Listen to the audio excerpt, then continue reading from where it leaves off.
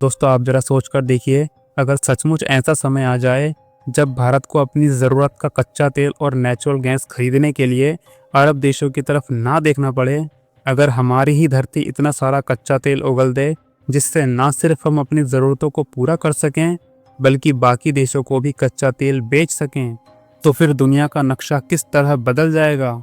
और अब भारत में हो रही खोज यही संकेत दे रही हैं कि उत्तर प्रदेश की धरती पर कच्चे तेल और प्राकृतिक गैस मिलने की खबर ने ऊर्जा के बाजार में हलचल मचा दी है। और यह सिर्फ एक खोज नहीं बल्कि आत्मनिर्भर भारत के सपने की दिशा में उठाया गया एक ऐतिहासिक कदम है। तो आखिर उत्तर प्रदेश में किस जगह पर कच्चा तेल खोजा गया है और इससे देश की आम जनता को क्या फ़ायदा मिलेगा, इन सभी सवालों का जवाब जानेंगे आज की इस वीडियो में।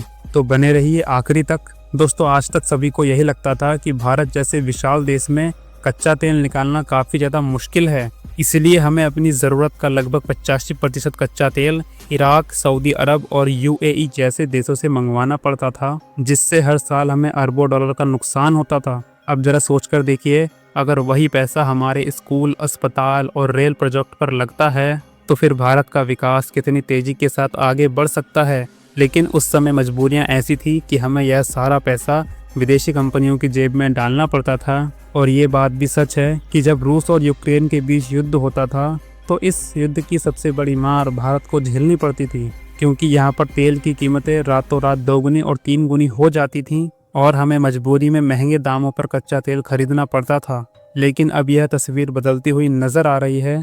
दरअसल oil and natural gas corporation यानी कि ओएनजीसी ने उत्तर प्रदेश के बलिया जिले में एक बड़ी खोज की है, जहां से कच्चे तेल के साथ साथ प्राकृतिक गैस के भंडार भी मिले हैं। और आप इस बात से अंदाज़ा लगा सकते हैं कि बलिया जैसे छोटे से ज़िले में इतनी बड़ी मात्रा में कच्चा तेल छुपा हो सकता है। वैसे इस बात की किसी ने कल्पना भी नहीं की होगी, लेकिन यही आज की हकीकत है। दरअसल ओएनजीसी की टीम ने कई सालों तक भूगर्भीय रिसर्च करने के बाद यहाँ पर खुदाई का काम शुरू किया।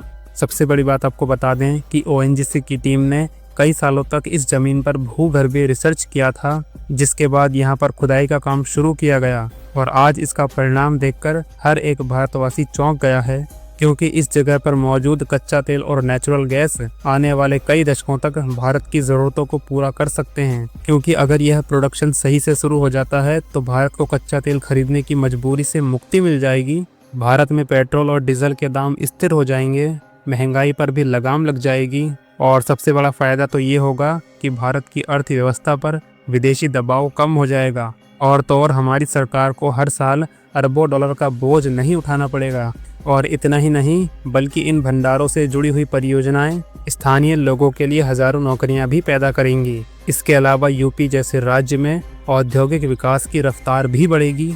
उत्तर प्रदेश में नए उद्योग और रिफाइनरियाँ लगाई जाएंगी, जिसका सीधा फ़ायदा भारत की आम जनता को मिलेगा। लेकिन यहाँ पर हमें कुछ मुसीबतें भी देखने को मिल सकती हैं, क्योंकि ज़मीन के नीचे से कच्चा तेल निकालने के लिए हाईटेक मशीनों की ज़रूरत पड़ती है और इन मशीनों को विदेशों से भारत लाने में काफ़ी ज़्यादा खर्चा हो सकता है। इसके अलावा बड़े पैमाने पर खुदाई करने से पर्यावरण और स्थानीय खेती को भी बड़ा असर पड़ सकता है। और आज उत्तर प्रदेश से आ रही यह खबर अरब देशों के लिए चिंता का विषय बन चुका है। आज भारत की अर्थव्यवस्था लगातार तेज़ी के साथ आगे बढ़ रही है, हमारी भारतीय सेना मजबूत हो रही है, नई नई टेक्नोलॉजियों का इस्तेमाल किया जा रहा है और आज ऊर्जा क्षेत्र में हमारी आत्मनिर्भरता भारत को नई ऊंचाइयों पर ले जाएगी।